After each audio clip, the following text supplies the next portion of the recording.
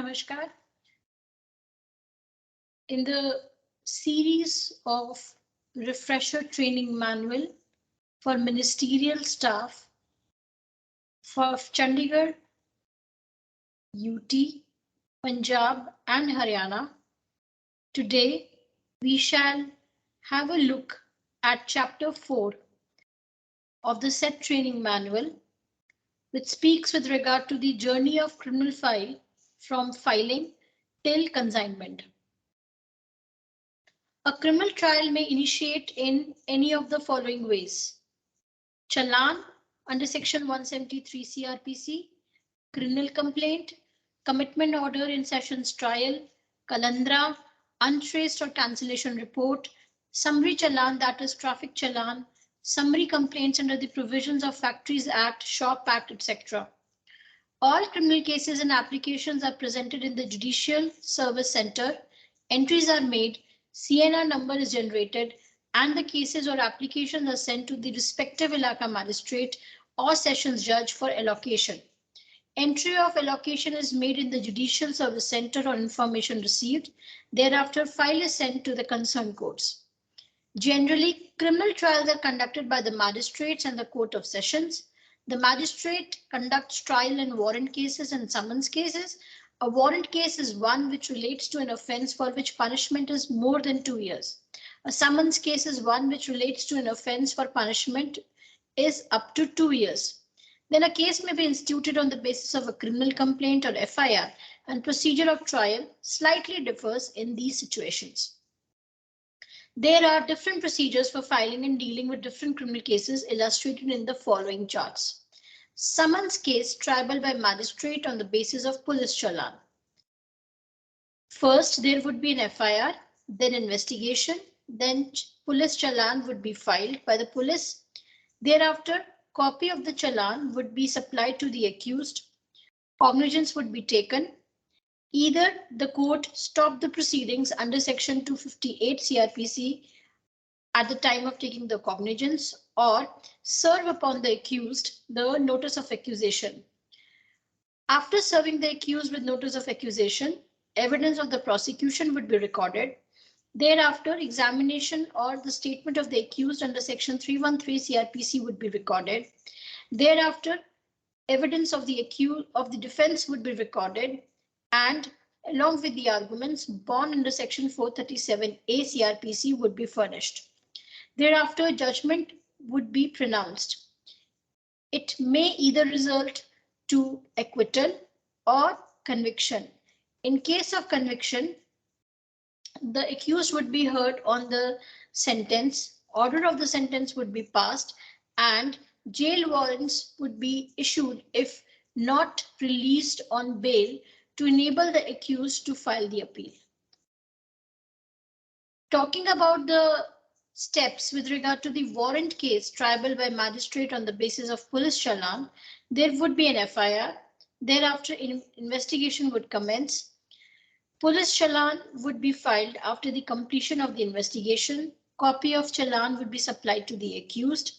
Thereafter, cognizance will be taken and either charge would be framed or the accused will be discharged. In case charge is framed, evidence of the prosecution is recorded. Thereafter, statement of the accused under section 313 CRPC would be recorded. Thereafter, the accused would lead his defense, and at the time of arguments, bond under section 437A CRPC would be furnished. Judgment would be pronounced, which could either result in the acquittal of the accused or the conviction. In case of conviction, hearing on the sentence would be there and order of sentence would be passed. Thereafter, jail warrants would be prepared and issued if the accused is not released on bail to enable him to file appeal. Let's see the duties of Elmer in police challan cases. Step 1. Magistrate orders the Elmer to check up the documents and reports. Step 2. Elmer will examine that there are copies of police report equal to the number of accused persons. Report that all the documents or statements mentioned in the list of documents are enclosed with police report. Place on the file FIR received in the court from the police station by Ilaka magistrate or duty magistrate on which the magistrate had recorded the date and time of receipt. Place on the file any statement recorded under section 164 CRPC, dine declaration, all remand papers, bail applications, court proceedings, court orders, bail orders pertaining to that FIR received from the superior courts, bail bonds, surety bond, sapardari bond, etc. in case of release of case property during the pendency of trial. Step 3 would involve Elmad to make report after doing the needful and will submit the file to the court. Step 4, that under order of the court, the Elmad will thereafter register the police challan in the register kept in performa given in part B 4 of the High Court Rules and Orders, volume 6, and mention the registration number on the challan. Entries shall also be made in detail in CIS. Step 5 would be taking out the printouts of the entries and paste on the institution register at the end of the day. Summons trial by magistrate on the basis of the complainant. The procedure follows. The criminal complaint would be filed. Thereafter, the preliminary evidence of the complainant would be recorded. It may result into two things: dismissal of the complaint or issuance of process against accused. In case of issuance of process against accused, the accused will appear. He will be served with notice of accusation. Evidence of the complainant will be taken. The statement of the accused under section 313 CRPC would be recorded. Accused may lead evidence in defense. Bonds under section 437A CRPC shall be furnished and arguments would be heard. Thereafter, judgment would be pronounced, which may result into the acquittal of the accused or the conviction. In case of conviction, the accused would be heard on sentence and thereafter order on the sentence would be passed. Jail warrants would be prepared and issued if the accused is not released on bail to enable him to file the appeal. Let's look into the procedure relating to the warrant case trial by magistrate on the basis of complaint. There will be a criminal complaint filed by the complainant. Thereafter, he would lead the preliminary evidence. It would either lead to the dismissal of the complaint or the process would be issued against the accused. The accused would appear and then the case would be fixed for pre-charge evidence of the complainant. After the pre-charge evidence of the complainant, either the accused may be discharged or charge may be framed against him. After the framing of the charge, evidence would be led by the complainant. The accused would be examined under section 313 CRPC and thereafter he would lead his evidence in defense.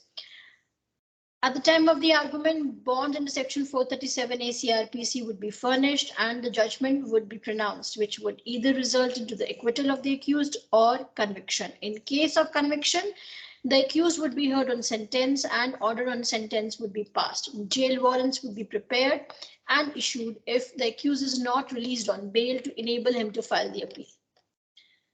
Now let's see the steps to be taken by the Ahmed in complaint case, in summons as well as warrants case. In case of a private complaint, the same shall be received by the court through Judicial Service Center. The court shall pass appropriate order of registration of the same. The Ahmed thereafter will register the complaint in appropriate register and in the CIS and place CIS number on the file. The Ahmed will also issue process such as summons, warrants to the accused and witnesses as per the orders of the court. Now talking about the sessions case, a court of sessions conducts trials in offences which are exclusively triable by the court of sessions. Which offences are exclusively triable by the court of sessions in relation to the Indian Penal Code are given in the first schedule appended to the CRPC.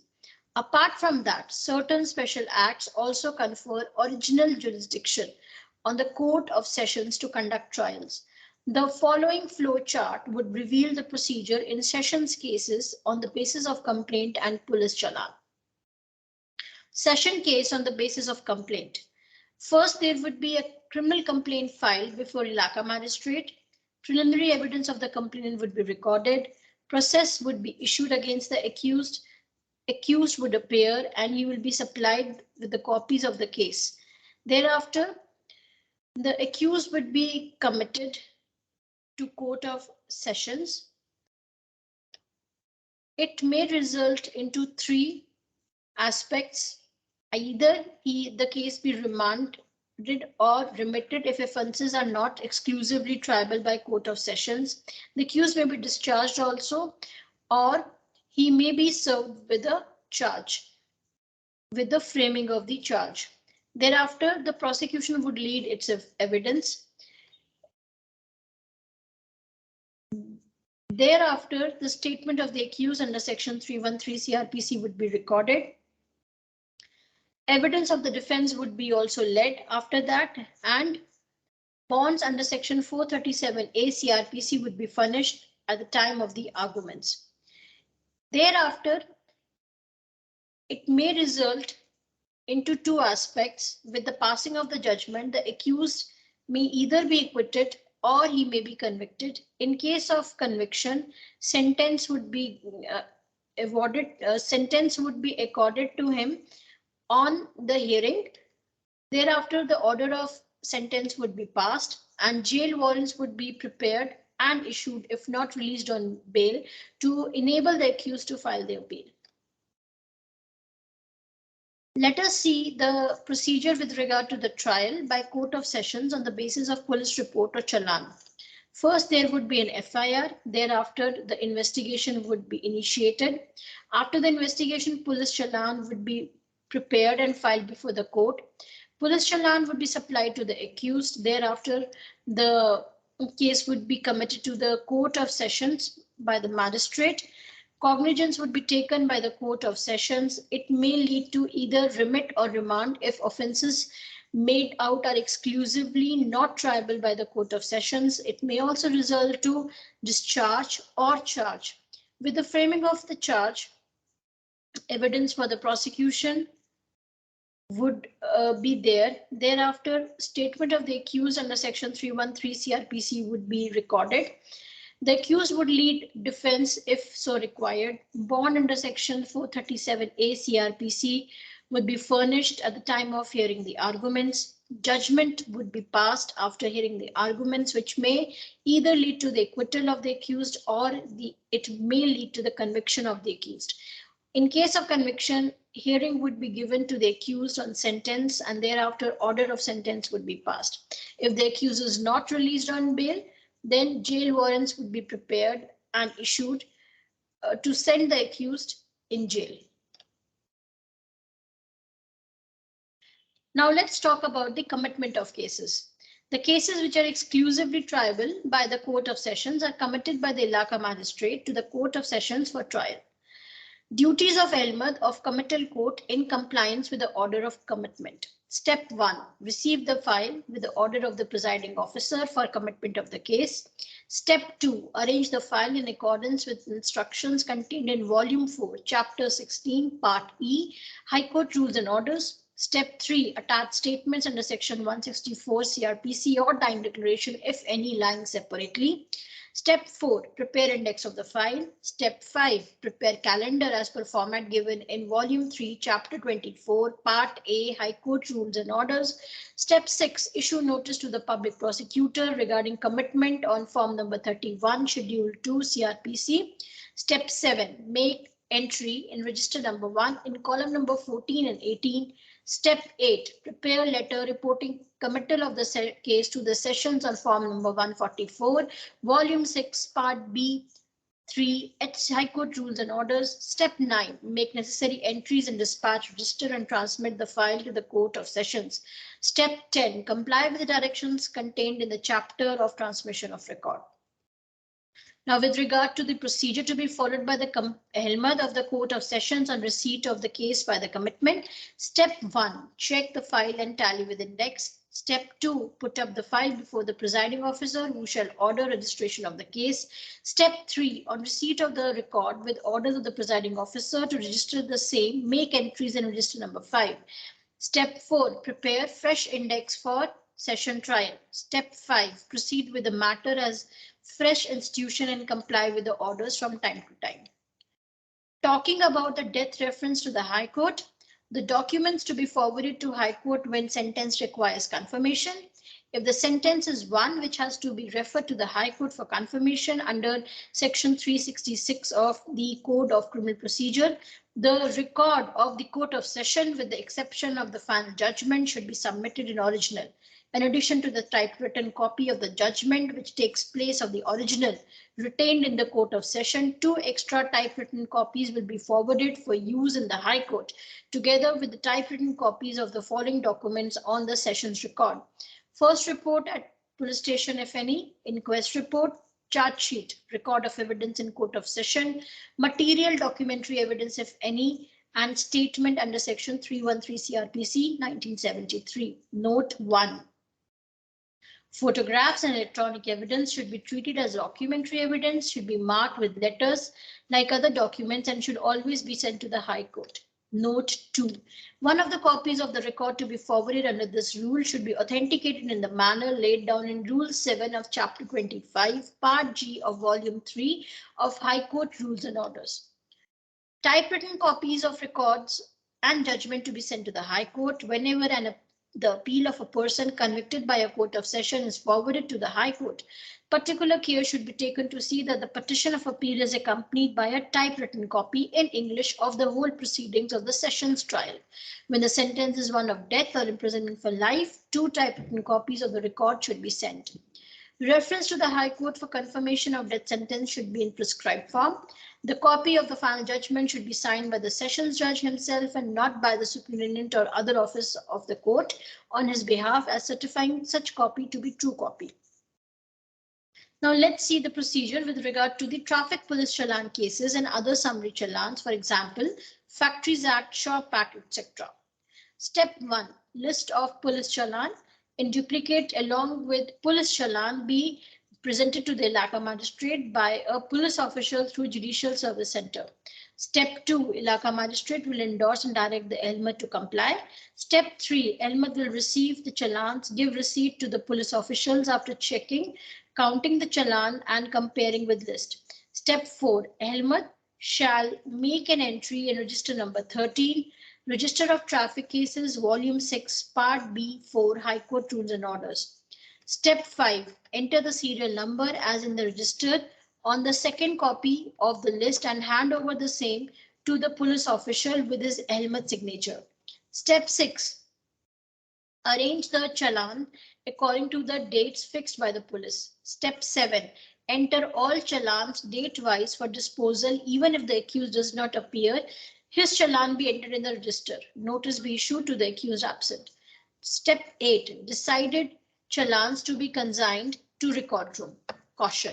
In no case, ELMA or reader shall receive traffic challan directly from police, and if any challan is found lying the ELMA or reader which has not been entered in the traffic challan register, the matter has to be reported by the magistrate to the district and sessions judge for action.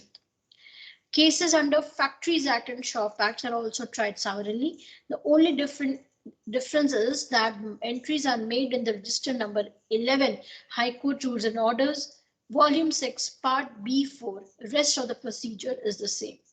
Let's see the procedure with regard to the cancellation or untraced reports. In FIR cases, cancellation and untraced reports are received by the Ilaka Magistrate or Duty Magistrate or special courts through Judicial Service Center. Step 1. Cancellation or untraced report is received by the presiding officer from the Judicial Service Center. Step 2. Presiding officer shall pass an order directing the ELMA to register the same after checking. Step 3. ELMA shall check the same in the manner as he checks the reports under Section 173 CRPC. Step 4. Enter the same in a separate register meant for such cases.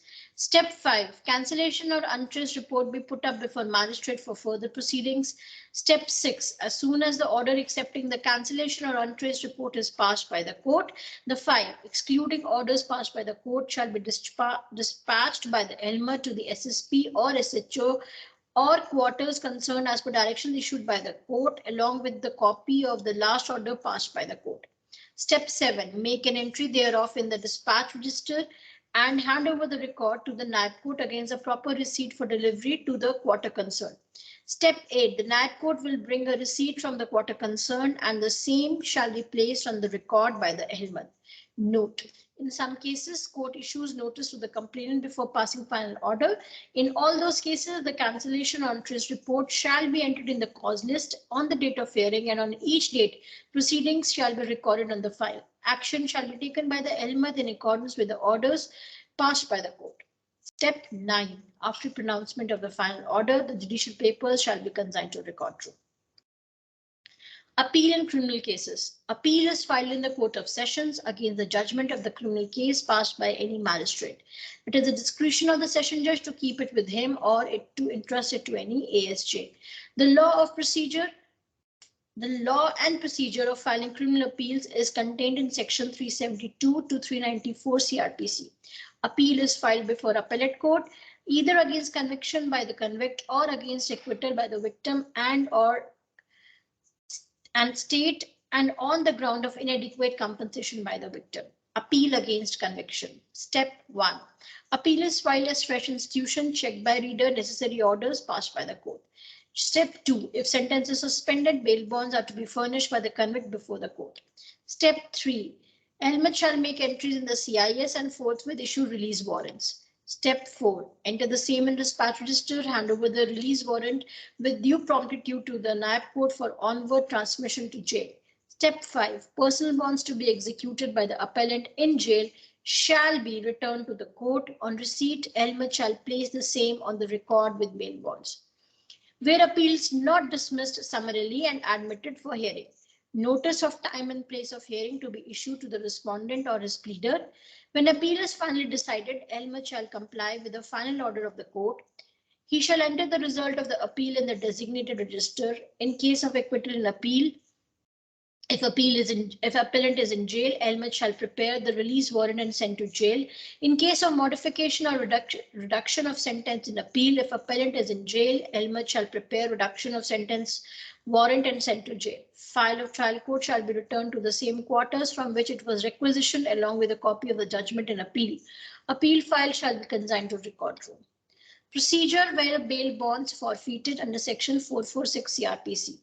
When accused does not come to the court and jumps bail, the court cancels the bail and surety bonds and amount of the bonds is forfeited to the state. Step 1. When any accused on bail during trial of case jumps bail, his bail is cancelled and his personal bond and surety bonds are forfeited to the state by the court. Step 2. The LMAT shall thereupon start a new file mentioning the copy of bail orders, personal bonds and surety bonds executed by the accused and surety along with a copy of the orders of the court forfeiting the bonds. The LMAT shall enter this file in the relevant register and CIS and assign file number on the said file. Step 2. The LMAT shall thereupon start a new file containing the copy of bail orders, personal bonds and surety bonds executed by the accused and surety along with a copy of orders of the court forfeiting the bonds. The LMAT shall enter this file in the relevant register and CIS and assign file number on the said file. Step 3. After hearing the surety or accused, when the court passes an order for payment of the bond amount as penalty, the reader shall immediately make an entry of the said amount recoverable as fine in his fine register and get it attested from the court. Step 4. Thereafter, as per orders of the court, LMAT shall issue process for the recovery of penalty amount as fine and continue to issue the process as per the court order till the same is recovered from the defaulters. Step 5. If the penalty is not paid and it cannot be recovered through repeated processes are issued, the court may order that the person so bound as surety is liable to imprisonment in civil jail for a term which may extend to 6 months. Now let us see different processes in criminal cases. Issuance of processes for appearance of accused or witness. Where court passes order for issuance of process, LMAT shall prepare summons or warrants as per the order of the court in the prescribed form, that is form number 1 in the second schedule for summons and form number 2 for warrants of arrest or bailable warrants.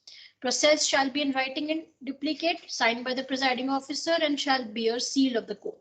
Summons shall be sent to process serving agency or police and warrant shall be issued to the police for execution of processes. LMAT shall make entry in dispatch register and hand over the process to process serving agency or the Naib court as the case may be after obtaining signatures in token of the receipt. When process is received back, executed or unexecuted, Elmer shall place it on the relevant case file and make a report about the compliance or non-compliance on the left side of the Jimny order at least 1 day before the date fixed for hearing of the case. Warrants for execution outside jurisdiction. When warrant is to be executed outside local jurisdiction of the issuing court, the warrant may be handed over to the police or be forwarded by post or otherwise to the magistrate of that area within the local limits of whose jurisdiction it is to be executed. Forward along with the warrant, the substance of the complaint, FIR, against the accused as may be sufficient to enable that court to determine whether bail should or should not be granted to the accused as per under section 81 CRPC. Issuance of proclamation warrants under section 82 CRPC. Issue form number 4 appended to schedule 2 of CRPC. Prepare 4 copies of the warrant. It shall be publicly read in some conspicuous place at town or village in which such person ordinarily resides. It shall be affixed at some conspicuous part of the house or homestead in which such person ordinarily resides or some conspicuous place of such town or village. A copy thereof shall be affixed to some conspicuous part of the courthouse.